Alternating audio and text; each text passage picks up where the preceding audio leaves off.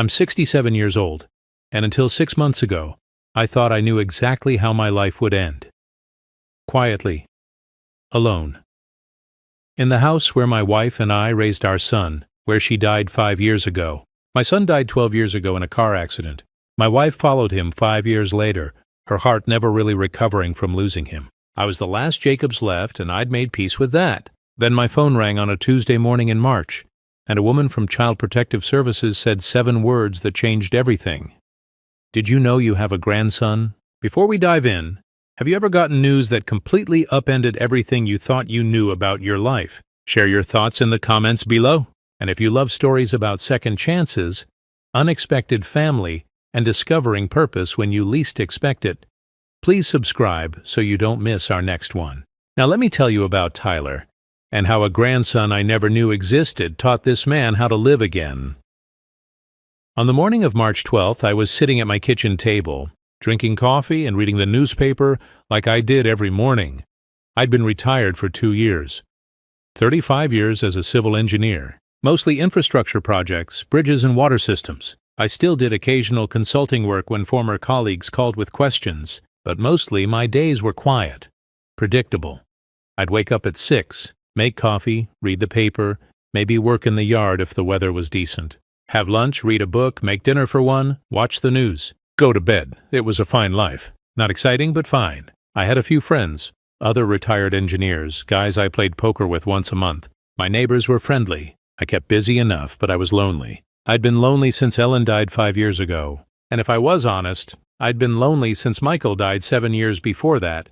Michael had been our only child, 25 when he died. Car accident on Highway 97. Black ice. Another driver crossed the center line. Instant. The highway patrol said he didn't suffer. That was supposed to be a comfort. Ellen never recovered. She tried, God knows she tried, but losing Michael broke something in her that couldn't be fixed. She died 5 years ago of what the doctors called heart failure, but I knew the truth. She died of a broken heart. She'd been dying slowly since the day we buried our son, and I'd been alone ever since. The last Jacobs. The end of the line. That's what I thought anyway until my phone rang that Tuesday morning. Mr. Jacobs? Frank Jacobs? Yes, who's calling? My name is Kendra Samuels. I'm with Child Protective Services in Deschutes County. I'm calling about a matter involving your son, Michael Jacobs. My hand tightened on the phone. My son died 12 years ago. Yes, sir, I know. I'm very sorry for your loss. But Mr. Jacobs, are you aware that your son had a child? The kitchen went very quiet. The refrigerator hummed. A crow cawed outside the window. That's not possible. Sir, I have documentation here. Birth certificate listing Michael Jacobs as father. The mother's name is Jenna Kane. Does that name mean anything to you? No, I don't think so. Maybe. Ms. Kane states that she and your son were in a brief relationship approximately 13 years ago, shortly before his death. She became pregnant. By the time she discovered the pregnancy, she and your son had already ended their relationship. She made the decision to raise the child on her own and never contacted your family. I sat down heavily. I have a grandchild? Yes, sir. A grandson. His name is Tyler. He's 12 years old. 12. My God. I tried to process this. Why are you calling me now? After 12 years? There was a pause. Mr. Jacobs, Ms. Kane is terminally ill. Pancreatic cancer. She has no family, no support system. She's trying to make arrangements for Tyler's care after she's gone. She reached out to us to help locate you. She wants me to take him. She's asking if you'd be willing to meet him, to consider becoming his legal guardian. I understand this is a shock. A shock? Ma'am, I just found out I have a 12-year-old grandson whose mother is dying. Shock doesn't begin to cover it. I understand, Mr. Jacobs, and I want to be clear. You're under no legal obligation here, but Tyler needs family. And right now, you're the only family he has. I looked around my quiet kitchen, my empty house. My solitary life. When can I meet him? 3 days later, I drove to St. Charles Medical Center. Kendra Samuels met me in the lobby, a woman in her 30s with kind eyes and a professional demeanor that didn't quite hide her exhaustion. Thank you for coming. Mr. Jacobs. Frank. Please. Frank, I want to prepare you before we go up. Jenna is very ill. She's on palliative care. And Tyler, he's a good kid, but he's scared. He's about to lose his mother, and we're asking him to go live with a grandfather he's never met. So he might be defensive or withdrawn. I understand. We took the elevator to the 4th floor, walked down a hallway that smelled like antiseptic and sadness. Stopped at room 428, Kendra knocked softly. "Jenna, it's Kendra. I have someone here to meet you. Come in." The woman in the bed was small, painfully thin, with dark hair and tired eyes. Next to her bed sat a boy, 12 years old but small for his age, with dark curly hair and brown eyes that looked too old for his face. Michael's eyes. I'd recognize them anywhere. "Miss Kane, this is Frank Jacobs, Michael's father." Jenna looked at me and I saw guilt and relief and fear all mixed together. "Mr. Jacobs, thank you for coming." "Please call me Frank." I couldn't take my eyes off the boy. "And you must be Tyler." Tyler looked at his mother, then at me. Nodded slightly but said nothing. "Can we talk?" Jenna asked. "Tyler, honey, could you give us a few minutes?" "I'll take Tyler to the cafeteria," Kendra said gently. "Get some hot chocolate?" Tyler stood reluctantly, grabbed a sketchbook from the chair. As he passed me, I caught a glimpse of the drawing. Some kind of anime character, detailed and surprisingly good. When they were gone, Jenna gestured to the chair. "Please sit." I sat. Didn't know what to say. "Where to even start?" "I'm sorry," Jenna said quietly. "I should have told you years ago." Should have told Michael before he died. But we'd broken up, and I was young and stupid and thought I could handle everything on my own. By the time I decided to tell him, I learned about his passing, and I'd convinced myself it was too late, that you wouldn't want to know about us. I would have wanted to know. Michael would have wanted to know. I know that now. But 12 years ago, I was 21 and scared and trying to do what I thought was right. She coughed, winced, and now I'm dying, and Tyler's going to be alone, and I'm begging a stranger to take care of my son because I have no one else. You're not begging, and I'm not a stranger. I'm his grandfather. A grandfather he's never met. That's my fault as much as yours. I should have. I stopped. No, that's not true. I had no way of knowing. You're the one who made that choice. But what's done is done. The question now is what happens next. I don't have much time. Maybe weeks. Maybe a month or two if I'm lucky. I need to know Tyler will be safe. That he'll have someone. He'll have someone. He'll have me. Jenna's eyes filled with tears. You don't have to say yes right now. You should meet him properly. Spend time with him. Make sure you can handle. Ms. Kane, Jenna, that boy out there is my grandson. My son's child. The only family I have left in this world. And I just spent 5 years thinking I'd die alone with no one to leave anything to. So yes, I can handle it. The question is whether Tyler can handle me. He's a good kid. Quiet. Loves to read and draw. He's vegetarian. His choice, not mine. He likes anime and building things with Legos. He's smart and kind, and he's about to lose everything. Then let's make sure he doesn't lose everything. Let's make sure he knows he has a grandfather who wants him. Over the next 2 weeks, I visited the hospital every day. At first, Tyler barely spoke to me. He'd sit in the chair with his sketchbook, drawing while his mother and I talked. Sometimes Kendra would take him for walks so Jenna and I could discuss logistics, guardianship paperwork, school records, medical history. But gradually, Tyler started to warm up, or at least he started to acknowledge my presence. "What are you drawing?" I asked one afternoon when Jenna had dozed off. Tyler looked up, surprised I'd addressed him directly. "Nothing, just a character. Can I see?" He hesitated, then turned the sketchbook around. It was incredibly detailed. Some kind of warrior character with elaborate armor and a sword. "That's really good. You're talented." "Thanks." He turned it back around, kept drawing. "Your mom says you like anime." "Yeah. I don't know anything about anime." "Is that something you could teach me about?" Tyler looked at me like I'd suggested something impossible. "You want to learn about anime?"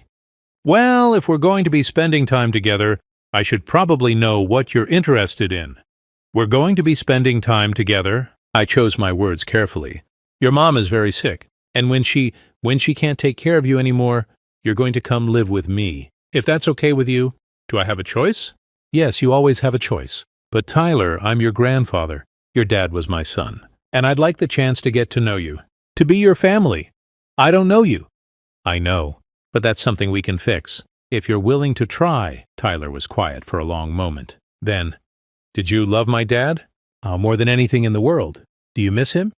"Every single day. Me too. And I never even met him." My throat tightened. "I have things that belong to him. Photos, his old baseball glove, journals he kept when he was in high school. When you're ready, I'd like to show them to you. so you can know him a little bit. Okay? Tyler went back to his drawing, but something had shifted. A tiny crack in the wall he'd built. Jenna died 3 weeks after I met her. The cancer moved faster than anyone expected. One day she was sitting up in bed, talking and lucid.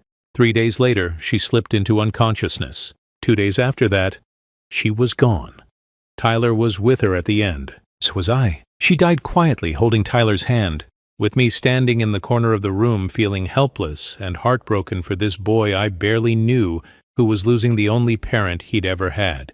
After she was gone, Tyler sat perfectly still for a long time. Then he stood up, walked past me without a word, and left the room. I found him in the hospital chapel, empty except for him, sitting in the front pew, staring at nothing. I sat down next to him, didn't say anything, didn't try to fix it or comfort him with platitudes, just sat there. After maybe 20 minutes, Tyler spoke. She was the only person who ever loved me. That's not true. You don't even know me. Not yet, but I'm going to. And Tyler, your dad loved you. He never got to meet you. But if he'd known about you, he would have loved you more than anything. I know that because of how much I loved him. How do you know? Maybe he wouldn't have wanted me either. Your dad wanted to be a father someday. He talked about it. He would have been a great dad, and you deserve to know him. Tyler was quiet. Then what was he like? So I told him about Michael as a kid. Stubborn, curious, always building things, taking apart radios and toasters to see how they worked. About Michael as a teenager.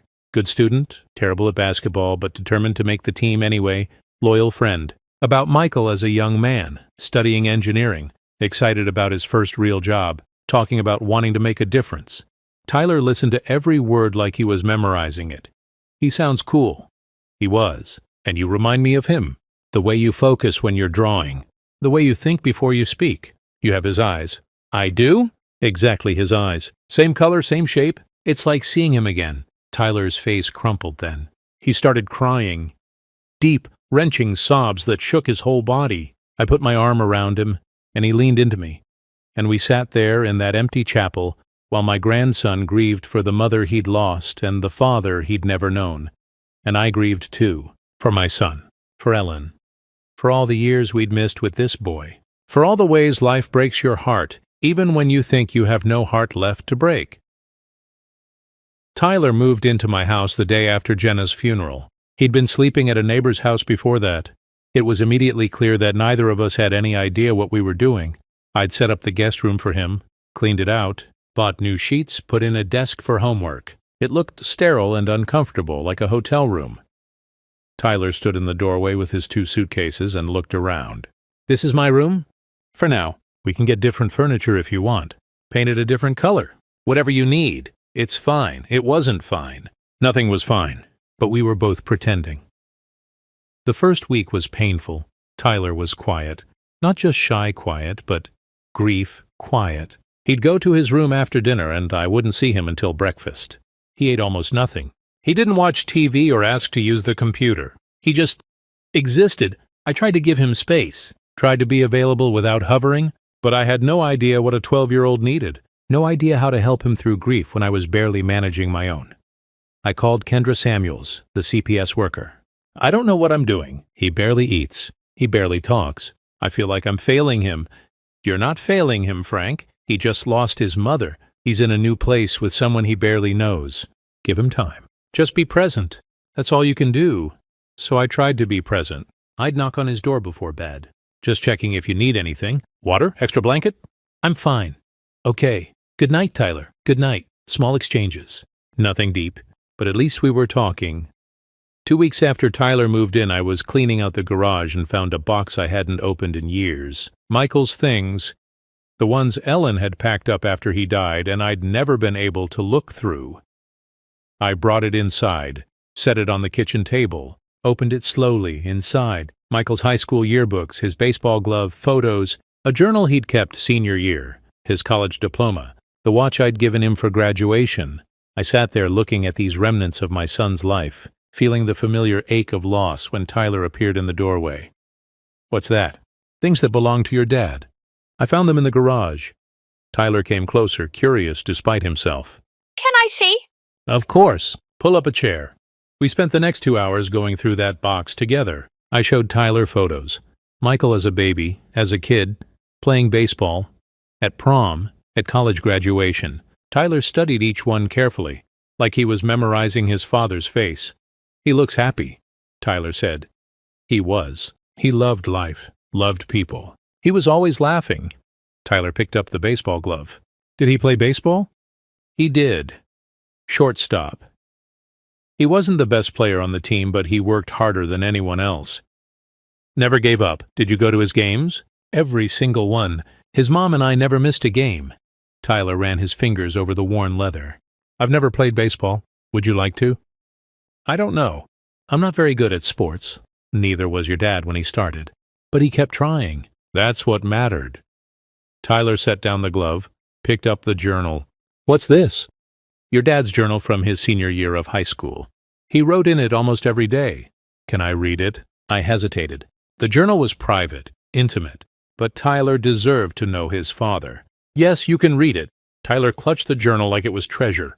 Thank you. For the first time since Jenna died, Tyler smiled. Over the next few weeks, things got marginally better. Tyler read Michael's journal cover to cover. Started asking questions about him. I told him every story I could remember. Funny ones, meaningful ones, mundane ones. Anything to help him know the father he'd never met. Tyler also started eating more, still vegetarian, which meant I had to learn how to cook things that weren't meat and potatoes. I bought a vegetarian cookbook, started experimenting. Most of my attempts were mediocre at best, but Tyler appreciated the effort. This is actually pretty good, he said one night, eating the stir-fry I'd made. Don't sound so surprised. Sorry. It's just, Mom wasn't a great cook either. We ate a lot of takeout. Well, we'll figure it out together. We fell into routines. I'd make breakfast, usually cereal or toast, nothing fancy. Tyler would eat while reading. I'd drive him to school, pick him up in the afternoon. He'd do homework while I worked on a consulting project in my home office. I'd make dinner. We'd eat together, talking about our days in simple terms. How was school? Fine. Anything interesting happen? Not really, it wasn't deep conversation, but it was something. 6 weeks after Tyler moved in, I was in the garage looking for a tool when Tyler appeared with Michael's baseball glove. Can we try? He asked. Try what? Baseball. You said my dad played. Maybe you could teach me? I looked at him, this skinny 12-year-old holding his father's glove, and felt something shift in my chest. Yeah, let's try. We went to the park near my house. I brought an old glove of mine and a ball. Started with the basics. How to hold the glove, how to catch, how to throw. Tyler was terrible. The ball hit him in the chest more times than he caught it. His throws went everywhere except where he aimed, but he kept trying. And for the first time since I'd met him, I saw determination in his face. After an hour, he managed to catch 3 throws in a row. I did it. He looked shocked and pleased. You did. Nice job. Can we come back tomorrow? Absolutely. Walking home, Tyler said, Do you think my dad would be proud of me? Tyler, your dad would be so proud of you, not because you caught a baseball, but because you keep trying. That's what he would have loved about you. Tyler smiled, a real smile, not the careful ones he'd been giving me. Thanks, Grandpa. It was the first time he'd called me Grandpa. I had to look away so he wouldn't see me tear up. 3 months after Tyler moved in, we hit our first real fight. Tyler had been distant all week. Short answers, going to his room immediately after dinner, barely making eye contact. Finally, Friday night, I knocked on his door. Tyler, can we talk? I'm busy, please. Just for a minute. He opened the door reluctantly. What? What's going on? You've been different all week. Nothing's going on, Tyler. I may not have a lot of experience with kids, but I can tell when something's wrong. You wouldn't understand. Try me. He looked at me with sudden anger. There's a father-son camping trip at school next weekend. Everyone's going, but I can't because I don't have a father. Happy now? Oh, of course. Tyler, and don't say you'll take me because you're not my dad. You're just the person who got stuck with me because my mom died and nobody else wanted me. The words hung in the air between us. I took a breath. Is that what you think? That I got stuck with you? Isn't it true? No, it's not true. Tyler, when I found out about you, I could have said no, Child Services would have found you a foster home. But I didn't say no. I said yes because you're my family, because you're my grandson, because from the moment I saw you, I knew I wanted you in my life. But you didn't even know me. No, but I wanted to. And now that I do know you, I'm even more glad you're here. Tyler's anger deflated slightly. Really? Really? And Tyler, I know I'm not your dad. I can't replace him.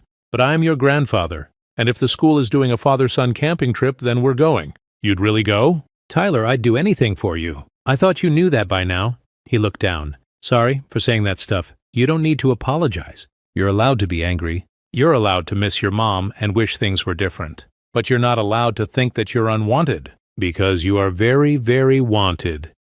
Tyler hugged me then. Quick, awkward, but genuine. Can we really go on the camping trip? Absolutely. I'll call the school tomorrow. The camping trip was a disaster in the best possible way.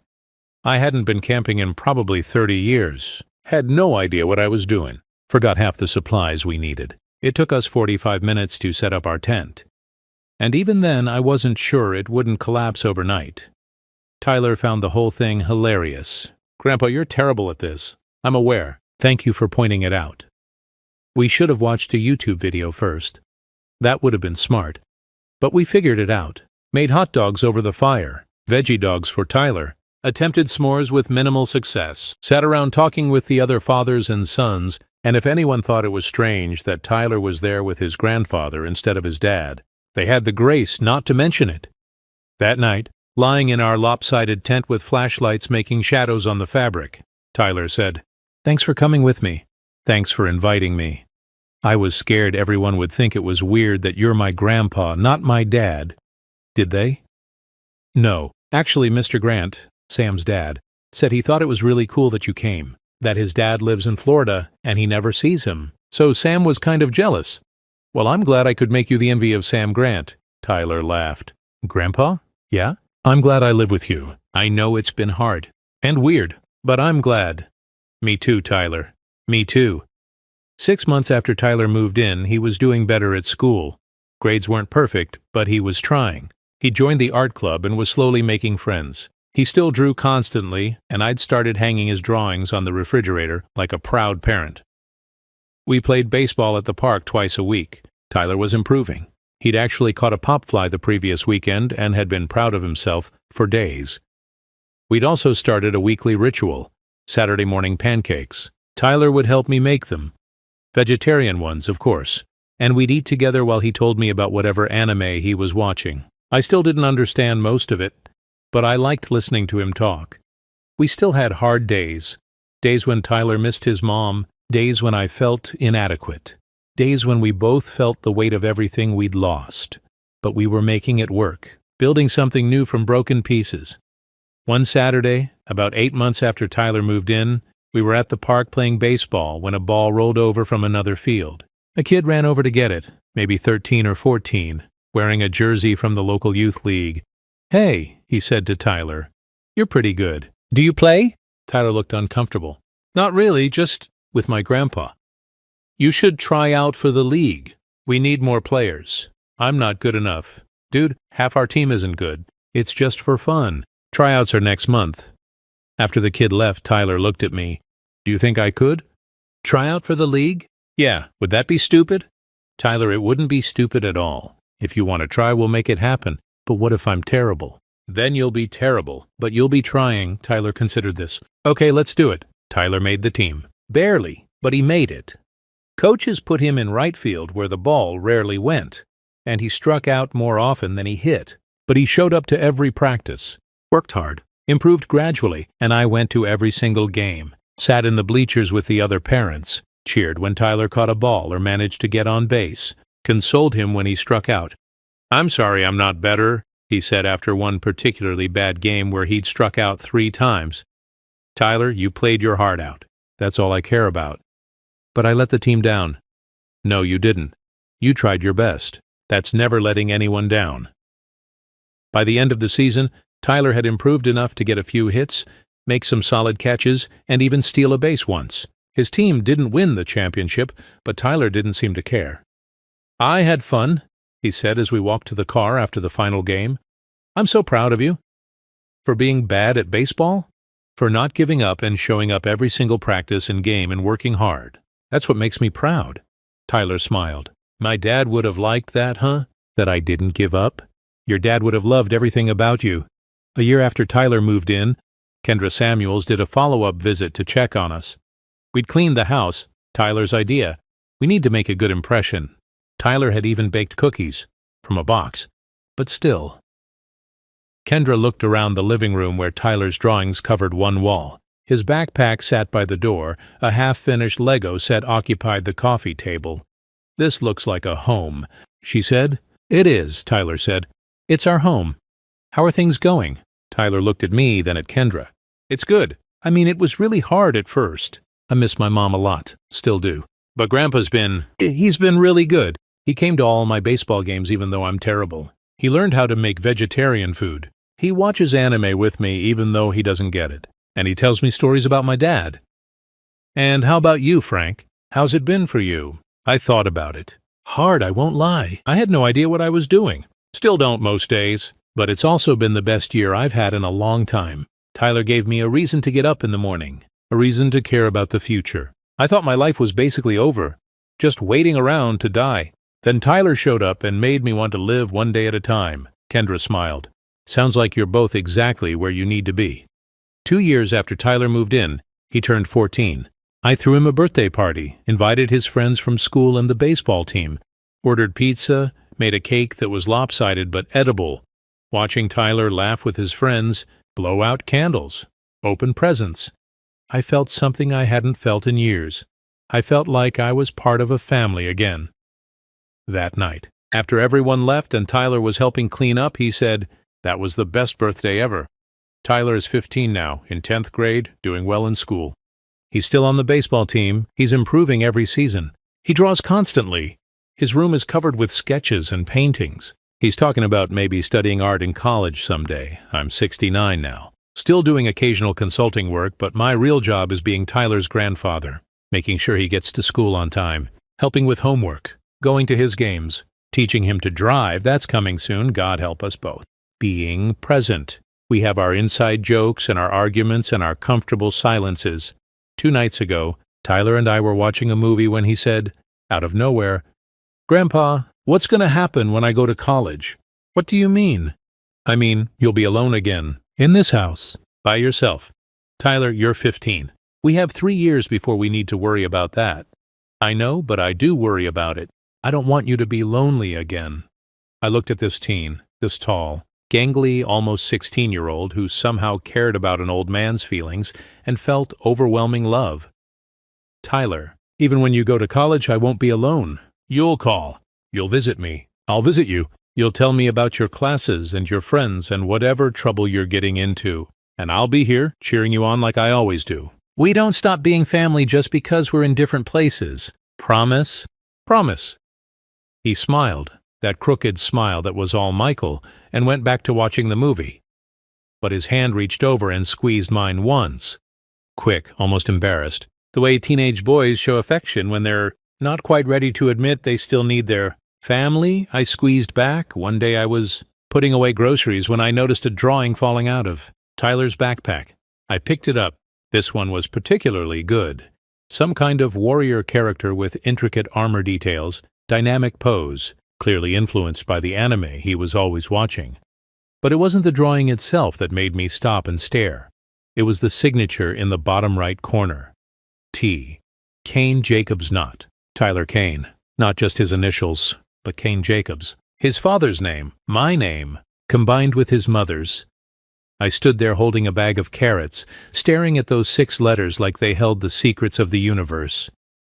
Tyler came into the kitchen, grabbed a glass from the cabinet. "What's for dinner?" I pointed at the drawing. "Tyler, can I ask you about this?" "Oh, I forgot to take my backpack to my room." "No, not that. The signature. You wrote Kane Jacobs." Tyler looked at the drawing, then back at me, suddenly uncertain. "Oh, yeah, I was trying it out. It's not a big deal. I can change it." "Why did you want to try it out?" He shifted his weight, uncomfortable. "I don't know. Kane is my mom's name. It's important, but Jacobs is my dad's name. And yours. And I thought maybe I could be both." If that's okay. If you don't mind. My throat tightened. Tyler, I don't mind at all. It's just a drawing. It doesn't mean anything legal or whatever. I just liked how it looked. Cain Jacobs. Like I'm part of both families. You are part of both families. I don't know if that's weird. It's not weird. I had to stop, compose myself. Tyler, it's one of the greatest honors anyone has ever given me. Really. Really. Your dad would be so proud. And I am so proud that you want to carry our name alongside your mother's. Tyler relaxed slightly. I've been practicing it in my sketchbook, different ways of writing it. Cain Jacobs, Jacobs Cain. Sometimes just the initials, TKJ. I haven't decided which I like best yet. You don't have to decide right now. You have time. But you don't think it's stupid that I'm using a name from someone I never met? Tyler smiled, small but genuine. Thanks, Grandpa. He grabbed the glass of water and headed back toward his room, leaving me standing there staring at that drawing with my grandson's name, both his names, signed in careful letters at the bottom. 4 months later, Tyler's name change became official. Tyler Michael Jacobs Cain. Michael for his father, Cain for his mother, Jacobs for the family he'd found. We celebrated at his favorite restaurant, a vegetarian place downtown that made incredible Thai food. Just the two of us, like always. How does it feel? I asked. Having a new name? It feels right. Like I'm carrying all the people who made me who I am. Mom, Dad, you, all of it together. Your parents would be so proud of you, both of them. Now, 4 years after Tyler walked into my life, I'm sitting at my kitchen table watching him make breakfast. He's 16, and taller than me now. His voice has deepened. He's growing into a young man. But he still makes Saturday morning pancakes with me. Still tells me about the anime he's watching. Still needs reminding to do his chores. Still calls me Grandpa. Some days I think about how different my life would be if that phone call had never come, if I'd never learned about Tyler, if I'd continued living alone in this house, waiting to die, thinking my story was over. But the phone did ring, and Tyler did need me, and I needed him just as desperately. Even though I didn't know it at the time, Michael's love lives in Tyler. Jenna's love lives in Tyler. Ellen's love lives in the home we've built. And my love, well, my love pours into this kid every single day in 1,000 small ways. Tyler flips a pancake perfectly because he's gotten good at this and looks over at me. You okay, Grandpa? You're being quiet. I'm good. Just thinking. About what? About how lucky I am. Tyler rolls his eyes in that affectionate way teenagers do. You're so sappy. I'm old. I'm allowed to be sappy. Fair enough. He plates the pancakes, brings them to the table. Sits across from me like he has every Saturday for 4 years. We eat our pancakes. Talk about his plans for the day. Friend's house, maybe baseball practice later. Homework he's been avoiding. Normal, mundane, beautiful stuff. Once I thought my story was over, but it turned out I was wrong. It wasn't over. It was just waiting for Tyler to arrive and give it a proper second act. Have you ever discovered family in unexpected places? Or found purpose when you thought your story was finished? Share your thoughts in the comments below. If this story about second chances, unexpected family, and discovering that it's never too late to start over touched your heart, please hit that like button and subscribe for more meaningful stories every day. Don't forget to click the notification bell so you never miss our next inspiring tale. Thanks for watching, and we'll see you in the next one.